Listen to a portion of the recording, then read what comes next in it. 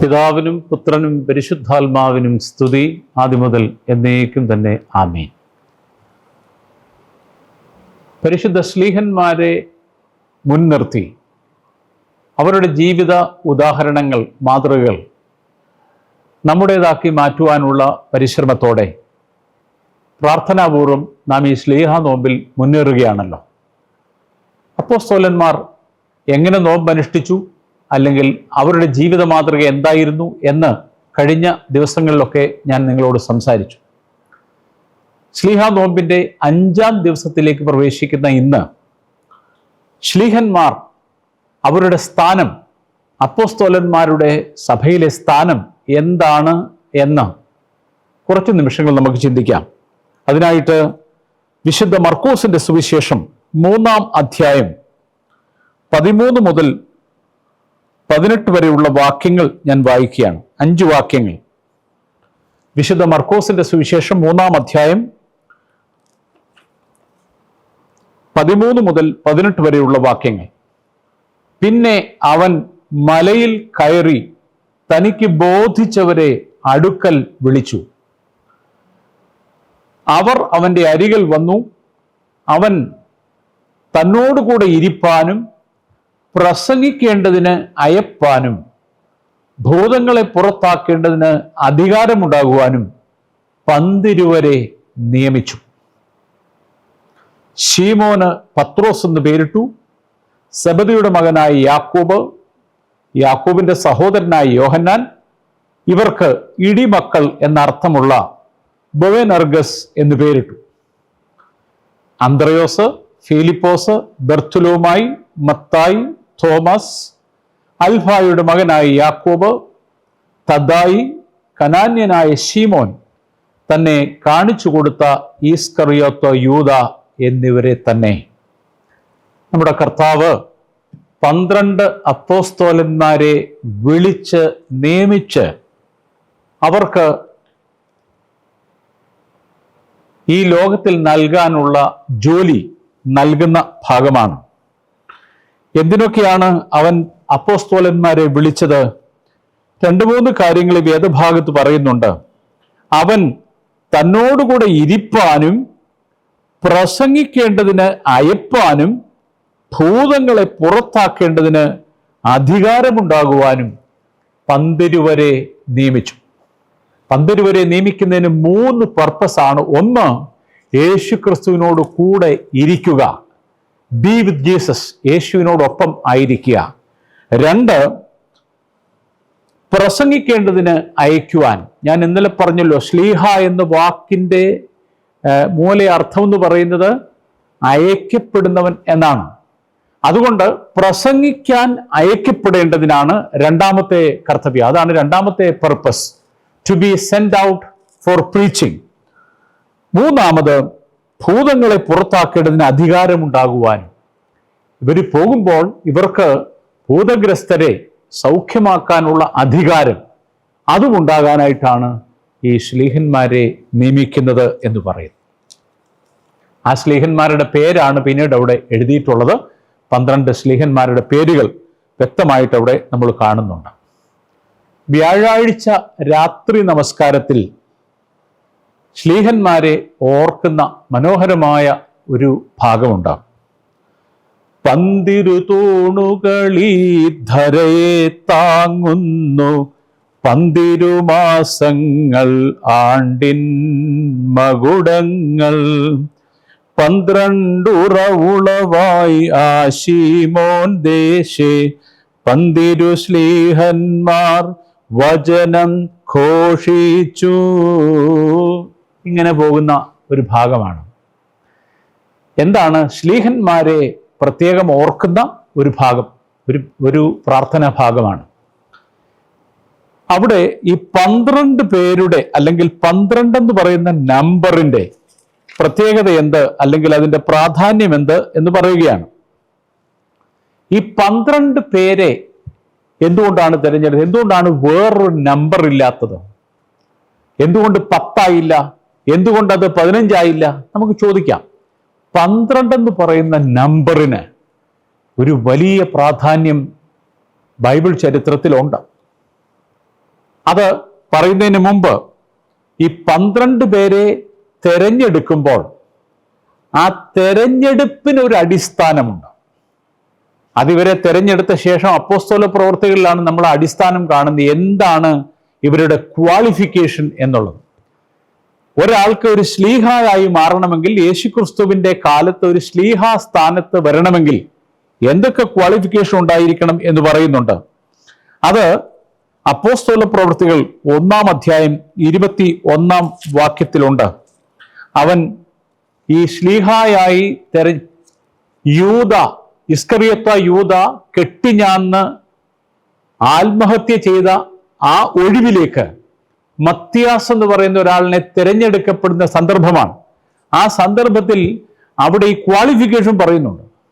ഒരാളെ തിരഞ്ഞെടുക്കണമെങ്കിൽ അവൻ എന്ത് ക്വാളിഫിക്കേഷൻ ഉണ്ടായിരിക്കണം? ഒന്ന്, നമ്മുടെ കർത്താവിൻ്റെ സ്നാനം മുതൽ, യോർദാൻ നദിയിലെ സ്നാനം മുതൽ അവൻ്റെ സ്വർഗാരോഹണം വരെ യേശുക്രിസ്തുവിനോട് ഒപ്പമായിരുന്നവൻ ആയിരിക്കണം. 2, നമ്മുടെ കർത്താവിൻ്റെ പുനരുത്ഥാനത്തിന് സാക്ഷിയായിരിക്കണം. നമ്മുടെ കർത്താവ് പുനരുത്ഥാനം ചെയ്ത ശേഷം തൻ്റെ ശ്ലീഹന്മാർക്ക് പ്രത്യക്ഷനായി. ശ്ലീഹന്മാർക്ക് മാത്രമല്ല, വലിയ ഗണങ്ങൾക്ക് 500-ലധികം പേർക്കൊക്കെ പ്രത്യക്ഷനായി എന്നൊക്കെ പറയുന്നുണ്ട്. അപ്പം അതുകൊണ്ട് പുനരുത്ഥാനം ചെയ്ത ക്രിസ്തുവിനെ കണ്ടവനായിരിക്കണം. പുനരുത്ഥാനത്തിന് അങ്ങനെ സാക്ഷിയായവനായിരിക്കണം. അതാണ് 2ാമത്തെ ക്വാളിഫിക്കേഷൻ. അപ്പോസ്തല പ്രവർത്തികളിൽ ആ 2 ക്വാളിഫിക്കേഷനാണ് പ്രധാനമായിട്ട് പറയുന്നത്. എന്നാൽ ലൂക്കോസിന്റെ സുവിശേഷം 6-ാം അധ്യായം 13-ാം വാക്യത്തിൽ യേശുക്രിസ്തു നേരിട്ട് അയച്ചവനും ആയിരിക്കണം എന്ന് പറയുന്നുണ്ട്. അങ്ങനെ ഒരു ശ്ലീഹായി തീരുക എന്ന് പറഞ്ഞാൽ, അല്ലെങ്കിൽ ശ്ലീഹാത്വം എന്ന വലിയ പദവി ലഭിക്കണമെങ്കിൽ ഈ 3 കാര്യങ്ങൾ ഉണ്ടായിരിക്കണം. ഏറ്റവും പ്രധാനമായിട്ട് യേശുക്രിസ്തുവിന്റെ സ്നാനം മുതൽ കർത്താവിൻ്റെ സ്വർഗാരോഹണം വരെ അവനോടൊപ്പമായിരുന്നവനായിരിക്കണം. കൂടാതെ കർത്താവിൻ്റെ പുനരുത്ഥാനത്തിന് സാക്ഷിയും ആയിരിക്കണം. അങ്ങനെയുള്ള 12 പേരെയാണ് നാം സുവിശേഷങ്ങളിൽ കണ്ടെത്തുന്നത്. ഈ 12 പേരെ നമ്മൾ കണ്ടെത്തുന്ന സുവിശേഷ ഭാഗങ്ങളിലെ അവരുടെ 12 പേരെഴുതുമ്പോൾ ഈ പറഞ്ഞ ക്വാളിഫിക്കേഷൻസ് ഒക്കെ അവരിൽ ഉണ്ടായിരുന്നു എന്ന് നമ്മൾ ഓർക്കണം. എന്തുകൊണ്ടാണ് 12 എന്ന് പറയുന്ന നമ്പർ? 12 എന്ന് പറയുന്ന നമ്പർ വേദപുസ്തകത്തിൽ അല്ലെങ്കിൽ ഇസ്രായേൽ ചരിത്രത്തിൽ വളരെയധികം പ്രാധാന്യമുള്ള ഒരു നമ്പറാണ്. 12 അപ്പോസ്തോലന്മാർ യഥാർത്ഥത്തിൽ 12 ഇസ്രായേൽ ഗോത്രങ്ങളുടെ ഒരു പൊരുളാണ്. 12 ഇസ്രായേൽ ഗോത്രങ്ങളുണ്ട്, 12 ഇസ്രായേൽ ഗോത്ര തലവന്മാരുണ്ട്. അവരുടെ പുതിയ നിയമത്തിലെ പതിപ്പുകളാണ് 12 അപ്പോസ്തോലന്മാർ. അവര് 12 തൂണുകളാണ്. ഇസ്രായേൽക്കാരുടെ അല്ലെങ്കിൽ യഹൂദന്മാരുടെ മിസ്റ്റിസിസം അനുസരിച്ച്, ന്യൂമറോളജിക്കൽ മിസ്റ്റിസിസം അനുസരിച്ച് ഈ 12 ഗോത്രത്തലവന്മാരാണ് ഈ ധരയെ മുഴുവൻ താങ്ങുന്നതെന്നാണ്. 12 തൂണുകൾ, ഈ ഭൂമിയെ താങ്ങി നിർത്തുന്ന 12 ആളുകൾ, 12 തൂണുകളാണ് എന്നവർ വിശ്വസിച്ചിരുന്നു. അപ്പോൾ പുറപ്പാട് പുസ്തകം 24-ാം അധ്യായത്തിന്റെ 4-ാം വാക്യത്തിൽ മോശ ബലിപീഠം പണിഞ്ഞ കാര്യം പ്രതിപാദിക്കുന്നു. പുറപ്പാട് പുസ്തകം 24-ാം അധ്യായത്തിന്റെ 4-ാം വാക്യത്തിൽ ആ മോശ ബലിപീഠം പണിയുമ്പോൾ അവിടെ എന്ത് ചെയ്യുന്നു? 12 തൂണുകൾ ഉപയോഗിച്ചാണ് ബലിപീഠം പണിയുന്നത്. യാഗപീഠം പണിയുന്നത് 12 തൂണുകൾ ഉപയോഗിച്ചാണ്. എന്താണ് ഈ 12 തൂണുകളുടെ സിംബലിസം? 12 ഇസ്രായേൽ ഗോത്രങ്ങളെ സിംബലൈസ് ചെയ്തുകൊണ്ടാണ് 12 തൂണുകൾ. അത് പഴയ നിയമത്തിൽ നാം കാണുമ്പോൾ, പുതിയ നിയമത്തിലേക്ക് വരുമ്പോൾ വെളിപ്പാട് പുസ്തകം 21-ാം അധ്യായത്തിന്റെ 14-ാം വാക്യം, അവിടെ പുതിയ ഇസ്രായേലാണ്. സഭയാകുന്ന, ദൈവസഭയാകുന്ന പുതിയ ഇസ്രായേലിൽ എന്ത് സംഭവിക്കുന്നു? അവിടെ നഗരത്തിന്റെ മതിലിന് 12 അടിസ്ഥാനവും അതിൽ കുഞ്ഞാടിന്റെ 12 അപ്പോസ്തോലന്മാരുടെ 12 പേരും ഉണ്ട്. പഴയ നിയമത്തിൽ യാഗപീഠം പണിയുമ്പോൾ 12 തൂണുകൾ നാട്ടി 12 ഇസ്രായേൽ ഗോത്രങ്ങളെ റെപ്രസെന്റ് ചെയ്തപ്പോൾ, ഇവിടെ പുതിയ ഇസ്രായേലിൽ, സഭയാകുന്ന ഇസ്രായേലിൽ ആ നഗരത്തിന്റെ മതിലിന് 12 അടിസ്ഥാനവും അതിൽ കുഞ്ഞാടിന്റെ 12 അപ്പോസ്തലന്മാരുടെ 12 പേരുകളുമുണ്ട് എന്ന് എഴുതുന്നു. അപ്പോൾ ഇസ്രായേലിൽ 12 ഗോത്രങ്ങളുണ്ട്. രൂബേൻ, ശമോൻ, ലേവി തുടങ്ങിയ ആ 12 ഗോത്രങ്ങൾ. ഈ 12 ഗോത്രങ്ങൾ എന്ന് പറയുന്നത് ദൈവത്തിൻ്റെ ഫാമിലിയാണ്. It is the family of God. ദൈവം തെരഞ്ഞെടുത്തിരിക്കുന്ന, ദൈവം വിളിച്ചാക്കിയിരിക്കുന്ന ജനമാണ്. That is the family of God. പുതിയ നിയമത്തിലേക്ക് വരുമ്പോൾ നമ്മൾ 12 അപ്പോസ്തലന്മാരെ കാണുന്നു. അവരിലൂടെയാണ് ദൈവത്തിന്റെ പുതിയ ജനം, the new family of God is created. അത് ഈ 12 പേരിലൂടെയാണ്. നമ്മുടെ കർത്താവ് സുവിശേഷം പ്രസംഗിക്കാനായിട്ട് ഇസ്രായേലിന് പുറത്തു പോയിട്ടില്ല. ഈ ലോകത്തിലെ മുഴുവൻ ക്രിസ്ത്യാനികളെയും, ഇപ്പോൾ കാണുന്ന ക്രിസ്തീയ ലോകത്തിന്റെ മുഴുവൻ്റെയും സുവിശേഷീകരണത്തിന് നിദാനങ്ങളായി തീർന്ന്, അതിന് യഥാർത്ഥ കാരണങ്ങളായി തീർന്നത്, ഹേതുവായി തീർന്നത് 12 അപ്പോസ്തലന്മാരാണ്. ലോകത്തിന്റെ 4 ഭാഗത്തേക്കും അവർ പോയി ദൈവത്തിന്റെ ഫാമിലി, ക്രിസ്തുവിന്റെ ഫാമിലി അത് ഉണ്ടാക്കിയെടുത്തു എന്നുള്ളതാണ്. പത്രോസ്, അന്ത്രയോസ്, യാക്കോബ്, യോഹന്നാൻ, ഫിലിപ്പോസ്, ബർത്തുൽമായി, മത്തായി, തോമസ്, അൽഫായുടെ പുത്രനായ യാക്കോബ്, എരിവുകാരനായ ശീമോൻ, ലാബി, തദ്ദേവൂസ് എന്ന് വിളിക്കുന്ന യൂദ, പിന്നെ ഒറ്റുകാരനായി തീർന്ന യൂദാസ് കറിയോത്ത. ഇങ്ങനെ 12 പേർ. ഈ 12 പേര് എന്ത് ചെയ്യുന്നെന്നാണ് നമ്മൾ പാട്ടിൽ പാടുന്നത്. 12 തൂണുകൾ ഈ ധരയെ താങ്ങുന്നു, 12 മാസങ്ങൾ ആണ്ടിൻ മകുടങ്ങൾ. ഒരു വർഷത്തിൽ 12 മാസങ്ങൾ ഉള്ളതുപോലെ, 12 തൂണുകൾ ഈ ധരയെ താങ്ങുന്നത് പോലെ, മരുഭൂമിയിൽ, സീൻ മരുഭൂമിയിൽ വെച്ച് 12 ഉറവുകൾ ഇസ്രായേൽക്കാർക്ക് ഉണ്ടായി വന്നതുപോലെ, അവർ വെള്ളമില്ലാതെ വിഷമിച്ചപ്പോൾ സീൻ മരുഭൂമിയിൽ വെച്ച് അവർക്ക് 12 ഉറവുകൾ തുറന്നു കൊടുത്തു. അപ്പോൾ ഷീമോൻ ദേശത്ത് സീൻ മരുഭൂമിയിൽ അവർക്ക് 12 ഉറവുകൾ തുറന്നതുപോലെ, ജീവന്റെ ഉറവയായ ക്രിസ്തുവിൽ നിന്ന് ഇറങ്ങിപ്പുറപ്പെട്ട 12 ഉറവകളാണ് ഈ 12 ശ്ലീഹന്മാർ. അവരാണ് ഈ നോയമ്പിൻ്റെ ചിന്താവിഷയമായി നമ്മുടെ മുമ്പിൽ നിൽക്കുന്നത്.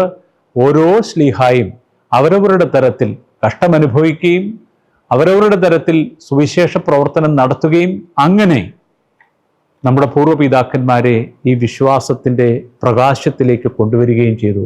നമുക്ക് എല്ലാ ശ്ലീഹന്മാരെയും ഓർക്കാം. ഞാനിപ്പോൾ 12 പേരുടെയും പേരുകൾ പറഞ്ഞു.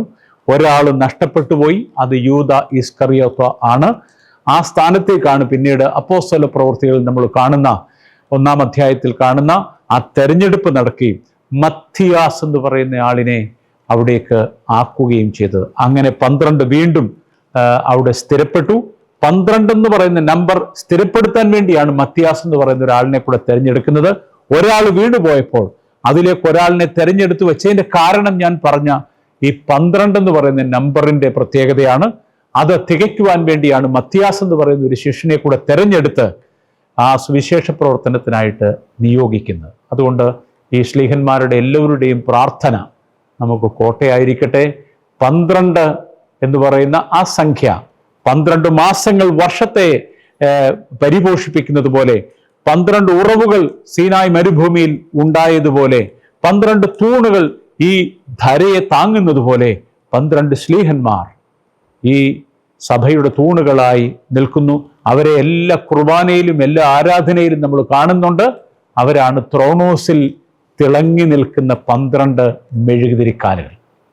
12 മെഴുകുതിരികൾ കത്തി നിൽക്കുന്ന എന്താണ്?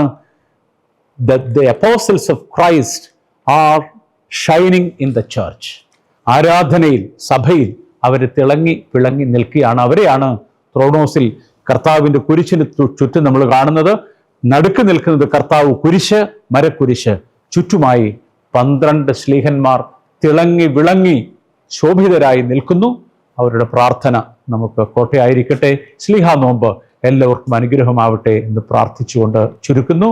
ദൈവം എല്ലാവരെയും അനുഗ്രഹിക്കട്ടെ.